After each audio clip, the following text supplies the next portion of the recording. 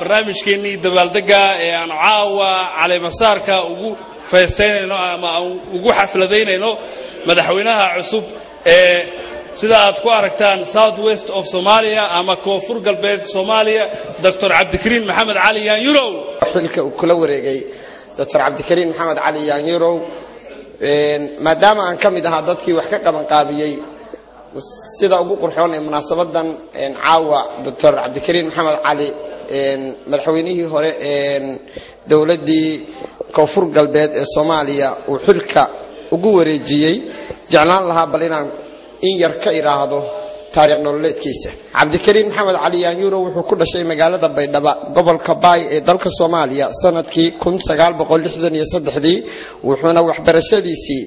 dhinaca diinta islaamka ka bilaabay dugsigii Macallin Ibraahim ee xaafadda Isha ee magaalada Baydhabo ee dalka Soomaaliya sanadkii 1970 wuxuu waxbarashadiisii dugsiga hoose dhexe ka bilaabay dugsigii lagu magacaabi jiray Isha Baydhabo halka dugsigii sarena uu kaga baxay 12 Janaayo dugsigii sare ee la oran jiray kaas oo uu dhamaystay sanadkii waxbarashada ee 1982 ilaa 83 wuxuuna sanadkii 1985 ilaa 87 wax ka baranayay macahadkii magaalada Muqdisho ku yaalay ee la oran jiray macahadkii Sidam dhinaca kale Cabdikariin Maxamed Cali Yaanyurow wuxuu waxbarasho iyo shaqaba u tagay dalka Saudi Arabia halkaas oo uu ka soo bartay xisaabaadka markii uu dhamaystay waxbarashadii uu wax ka baranayay dalka boqortooyada Saudi Arabia shaqo ka bilaabay ama waxa ganacsiga ee magaaladaas ku yaala oo lagu magacaabo supermarketyo waaweyn oo lagu magacaabo Sarawaad iyo Alhamra oo uu ka noqday chief cashier ugu dambaystiina loo magacaabay ku-xigeenka ama deputy manager ku-xigeenka xarumahaas Cabdikariin Maxamed Cali Yaanyurow wuxuu Soomaaliya dib ugu soo noqday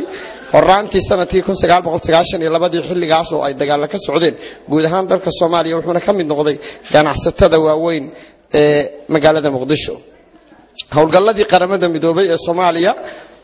1990 iyo labadii ilaa 95 socday wuxuu ka mid ahaa howlwadanadii ka howlgali jirtay muddadii u dhaxaysay 92 ilaa 95 Cabdikariin Maxamed Cali Yaanyurow wuxuu ka mid noqday xubnihii guddigii fulinta ee dhaqdhaqaaqii la oran jiray Rahanweyn Resistance Army ee gobolada koonfur galbeed ee Soomaaliya 1995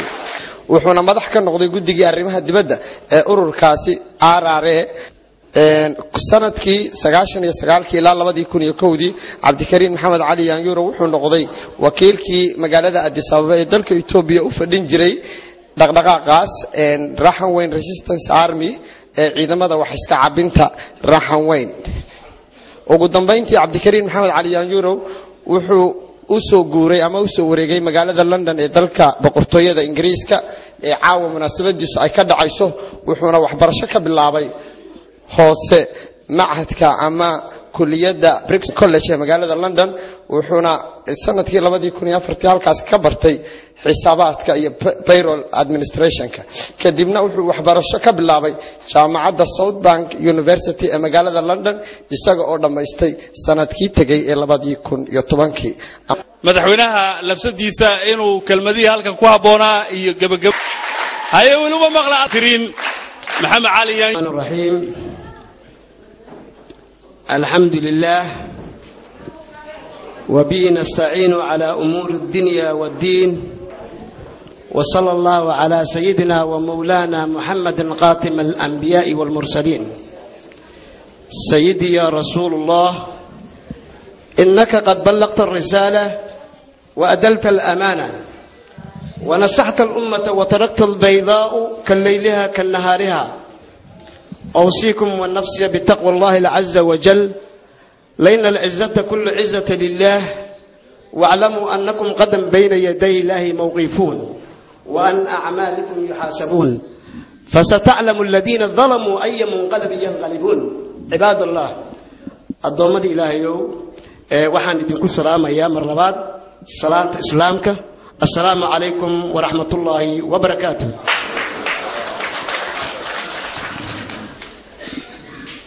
waxa sharafi ah in aad maanta igala soo qayb gashaan xafladan ama munaasabadan lagu caleema saarayay. runtii farxad aad u weyn ayaan dareemayaa, kalsooni aad u weyn ayaa i gashay mar haddii taageerayaashii ama bulshada qeybaheeda kala gedisan ee Soomaalida oo dhan ay ka soo qayb galeen. waa dareemayaa in uu waqtiga uu cariiri u yahay, dad badan meel qaarkood ay ka yimaadeen fog balse wixii aan ku hadli lahaa oo dhan waa lagu hadlay. hadal badan haan ma buuxsho, hadalkiisi yar iyo kiisi badanna meel unbuu isugu tagaa. waxaan marka ugu horeysa u hambaleynayaa dhammaan ka soo qaybgalay maanta xafladan yimid. waan u hambaleynayaa, waxaan halkan ka xusayaa oo aan u hambaleynayaa dhammaan dowlad goboleedyadii ka soo qaybgalay xafladan anigoo mid aanan u sheegaynin. waan u mahad celinayaa sida sharafta leh ama sida fiican ay nooga ajiibeen invitationkeena si ay noogala soo qayb galaan xafladan. walaalayaal mudanayaal iyo marwooyinba waxaan idiin sheegayaa ma aha southwest of state Somalia markii ugu horeysay la dhisay. dad badan oo halkan ka hadlayna waa ka sheekeeyeen, waana ka hadleen si practical ah. waad u aragteen ninkii xilkaas ay madaxweynaha ka ahaa Dr. Xasan Maxamed Nuur Shaati Gaduud oo xilkiisi si toos ah meeshaan iigu wareejiyay. khayr Allah siiyo. marka waa la sheegay taariikhda waqtigii la aasaasay dowlad goboleedka koonfur galbeed ee Soomaaliya. walaalayaal waxaan idiin sheegayaa waxaan ka mid nahay ama dowladdan ay ka mid tahay 6 gobol oo isu tagtay. maaha wax qabiil ah,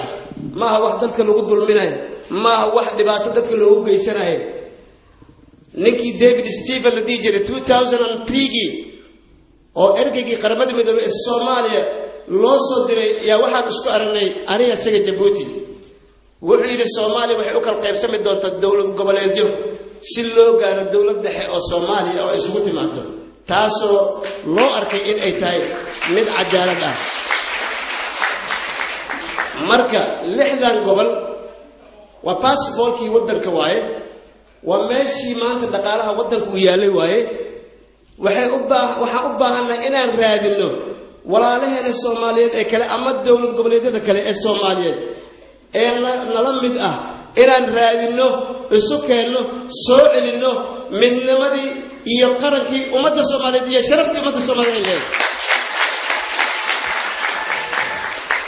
waxaan idinka ilaahay hortiisa idinkaga ballan qaadayaa inta karaankayga inaan soo celiyo sharaftii Soomaaliya ay lahayd,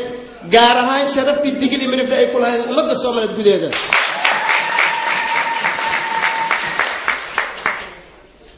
walaalayaal waxaan taageersanahay dowladda federaalka Soomaaliya ee uu Sheekh Shariif hogaaminayo.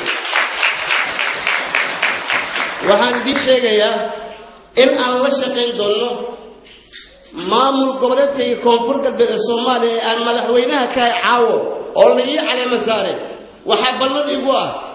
dawlad kasta oo Soomaaliya la dhisay inaan la shaqeyno horeyna nabad ayaan loogu bartay haddana digli mirifle dadka degan goboladan waa dad iska beeraley ah waa dad iska xoololey ah waa dad runtii jecel ama ka go'an ummadda Soomaaliyeed in ay u horseedaan mar walba nabadda marka waxaan mar labaad aan taageerayaa walaalayaal dhammaanteen ma idin leeyahay dowlad goboleedyada dhan u sheegaya in ay soo dhaweeyaan ay la shaqeeyaan dowladda ku meel gaarka ee federaalka ee Soomaaliya ee Sheekh Shariif uu hogaaminayo marka taas weyn aan dhisno ayaa kuweenan ay hagaagayaan ummadda Soomaaliyeed way istaqaanaa taariikh baan leenahay nin kasta taariikh uu leeyahay nin walbana gobol uu ku yimaado nin lagu xumeeyay gobolkiisana ma jirto nin walba oo lixdan gobol ka tirsan iyo ummadda Soomaaliyeed gobol kasta ay degan tahay waa soo dhaweynaynaa gacan saaran la leenahay waana madaxa turkiisa naga saari waana la shaqeynaynaa mar labaad waxaan idin leeyahay waa mahadsantihiin sidii sharafta iyo walaaltinimada iyo Soomaalinimada aad dhammaantiin uga soo qayb gasheen xafladan